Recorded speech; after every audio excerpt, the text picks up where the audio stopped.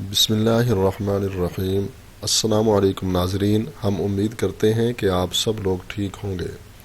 آج ہم آپ کو معدہ کی اصلاح اور قبض کے خاتمہ کے لیے انتہائی لاجواب اور بہترین علاج بتانے جا رہے ہیں۔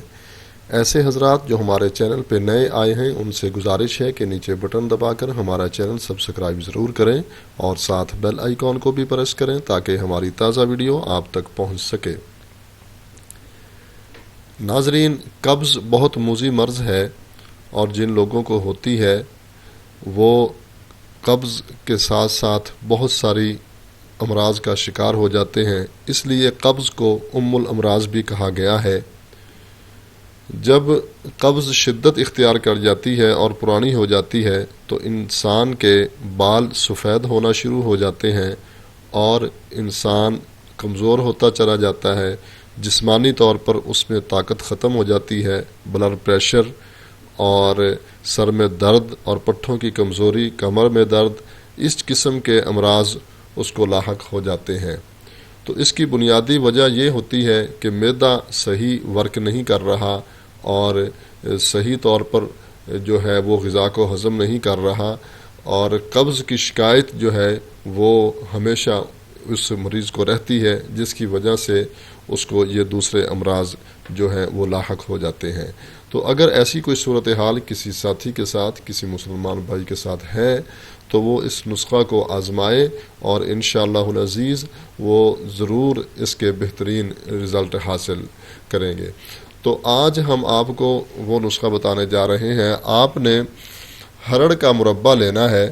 بازار سے آپ نے اس کی پیکنگ بھی ملتی ہے اور کھلا بھی ملتا ہے۔ آپ نے تھوڑا سا یہ لے لینا ہے ہرڑ کا مربع، اور آپ نے ایک دانہ اٹھانا ہے، اس کو دھونا ہے اور آپ نے اس کو رات کو کھا لینا ہے سوتے وقت۔ پہلے دن یہ کرنا ہے، پھر دوسرے دن آپ نے 2 دانے اٹھانے ہیں اور دھو کر آپ نے کھا لینے ہیں، لیکن رات کو سوتے وقت۔ اسی طرح تیسرے دن رات کو سونے سے پہلے 3 دانے اٹھانے ہیں اور آپ نے تینوں دانوں دھو کر کھا لینے ہیں۔ تو یہ آپ نے عمل کرنا ہے 21 دن۔ 21 دن کا یہ عمل ہے۔ 3 دانوں سے اوپر آپ نہ کھائیں، پھر آپ روزانہ 3 دانے کھائیں گے۔ پہلے دن 1، دوسرے دن 2 اور تیسرے دن 3، پھر آپ روزانہ 3 دانے کھائیں گے، اور یہ عمل 21 دن کرنا ہے آپ نے۔ تو انشاءاللہ العزیز آپ دیکھیں گے اللہ کی رحمت سے، اللہ کے فضل و کرم سے آپ کی قبض جو ہے وہ ختم ہو جائے گی اور معدہ آپ کا ورک کرنا شروع کر دے گا۔